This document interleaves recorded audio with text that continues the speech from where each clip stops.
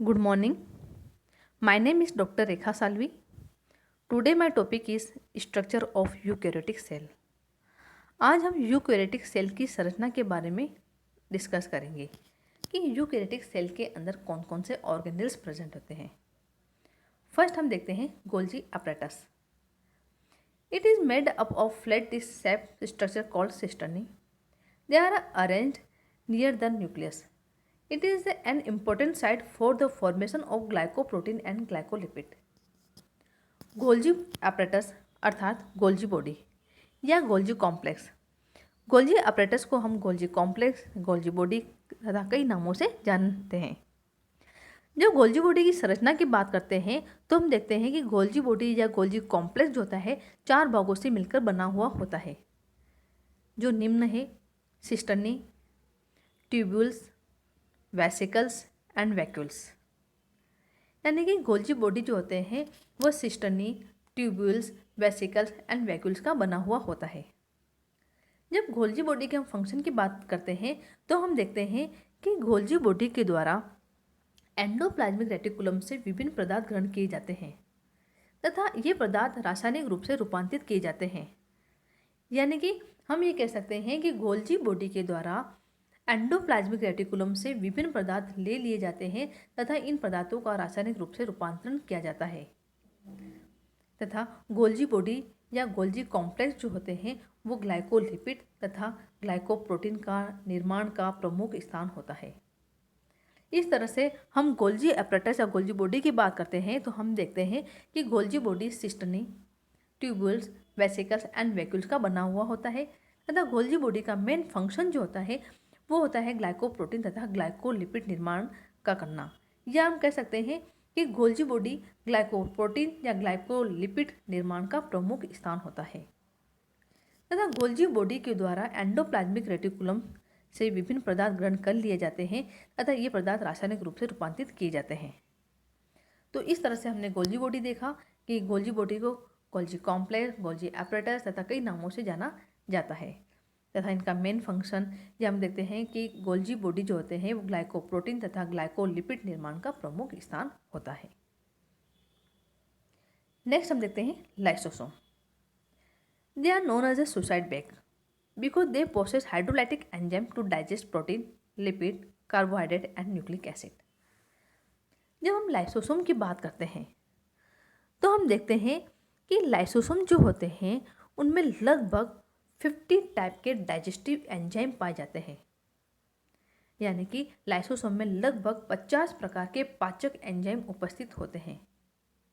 ये acid hydrolase कहलाते हैं तथा एसिड मीडियम या अम्लीय माध्यम में कार्य करते हैं तथा लाइसोसोम की जो झिल्ली होती है उसमें हाइड्रोजन पंप पाया जाता है। दूसरा हम देखते हैं कि लाइसोसोम जो होते हैं उनमें पॉलीमॉर्फिक होती है। यानी कि लाइसोसोम जो होता है एक अत्यधिक पॉलीमॉर्फिक कोशिकांग होता है तथा लाइसोसोम को हम सुसाइड बैग भी कहते हैं या आत्मघाती थैली भी कहते हैं, क्योंकि कभी कभी किसी कोशिका के सभी लाइसोसोम फट जाते हैं और कोशिका को पूर्णतः खत्म कर देते हैं, जो ऑटोलाइसिस है। इसी कारण लाइसोसोम को सुसाइड बैग या आत्मघाती थैली कहते हैं। इस तरह से हम जब लाइसोसोम की बात करते हैं तो हम कहते हैं कि लाइसोसोम जो होता है उसमें लगभग 50 प्रकार के डाइजेस्टिव एंजाइम पाए जाते हैं जो कि एसिडिक मीडियम में या अम्लीय माध्यम में कार्य करते हैं तथा लाइसोसोम एक ऐसा कोशिकांग है जिसमें पॉलीमॉर्फिक या बहुरूपता पाई जाती है। यानी कि जब हम लाइसोसोम की बात करते हैं तो लाइसोसोम जो होता है बहुरूपी होते हैं। ये हम कह सकते हैं लाइसोसोम अत्यधिक बहुरूपी या पॉलीमॉर्फिक कोशिकांग है तथा लाइसोसोम को हम सुसाइड बैग भी कहते हैं, क्योंकि कभी कभी कोशिका में पाए जाने वाले सभी लाइसोसोम जो होते हैं वो फट जाते हैं तथा कोशिका को पूर्णतः खत्म कर देते हैं। इसी कारण लाइसोसोम को सुसाइड बैग या आत्मघाती थैली भी कहते हैं। नेक्स्ट हम देखते हैं ribosome. They are the main site of protein synthesis and are compose to protein and ribonucleic acid. जब हम राइबोसोम की बात करते हैं तो हम देखते हैं कि राइबोसोम सबसे छोटा कोशिकांग है या हम कह सकते हैं राइबोसोम जो होता है सबसे स्मॉलेस्ट ऑर्गेनेल्स होता है तथा कोशिका झिल्ली रहित कोशिकांग है, यानी कि इस पर मेम्ब्रेन नहीं पाई जाती है। एक ऐसा कोशिकांग है जिस पे मेम्ब्रेन नहीं पाई जाती है। तथा राइबोसोम को कोशिका की प्रोटीन फैक्ट्री भी कहते हैं।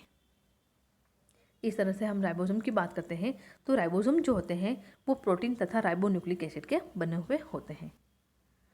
तो इस तरह से राइबोसोम क्या होते हैं कि राइबोसोम जो होता है सबसे छोटा कोशिकांग होता है।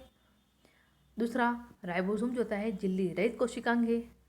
तीसरी बात कि राइबोसोम को कोशिका की प्रोटीन फैक्ट्री भी कहते हैं तथा राइबोसोम को कोशिका के अंदर कोशिकांग भी कहते हैं। तथा राइबोसोम जो होता है वो प्रोटीन तथा राइबोन्यूक्लिक एसिड का बना हुआ होता है। नेक्स्ट हम देखते हैं माइटोकॉन्ड्रिया।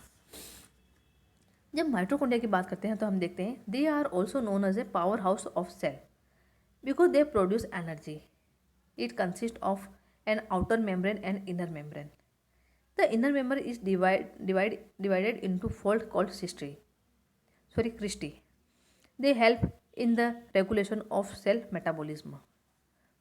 माइटोकॉन्ड्रिया को जो माइटोकॉन्ड्रिया होता है उसको कोशिका का शक्ति ग्रह कहते हैं या कोशिका में एटीपी उद्योग भी कहते हैं।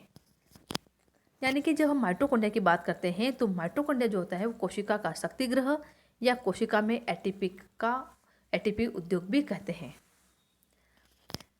जब माइटोकॉन्ड्रिया की हम संरचना देखते हैं तो हम देखते हैं कि माइटोकॉन्ड्रिया में आउटर मेम्ब्रेन भी होती है और इनर मेम्ब्रेन भी होती है। जो माइटोकॉन्ड्रिया की इनर मेम्ब्रेन जो होती है वो फोल्ड होकर उंगली के समान या फिंगर के समान क्रिस्टी का निर्माण करती है। तथा इस तरह से हम देखते हैं कि जो माइटोकॉन्ड्रिया जो होते हैं उनको कोशिका का पावर हाउस भी कहते हैं क्योंकि ये एनर्जी प्रोड्यूस करते हैं, या कोशिका का शक्ति ग्रह भी कहते हैं या एटीपी उद्योग भी कहते हैं। तथा माइटोकॉन्ड्रिया में आउटर मेम्ब्रेन तथा इनर मेम्ब्रेन दोनों ही प्रेजेंट होती है। इनर मेम्ब्रेन फोल्ड होकर फिंगर लाइक स्ट्रक्चर बनाती है जिसे क्रिस्टी कहते हैं। इस तरह से आज हमने इस वीडियो में कोशिका के कुछ ऑर्गेनेल्स पर हमने डिस्कस किया, जैसे Golgi complex, mitochondria, lysosome and ribosome.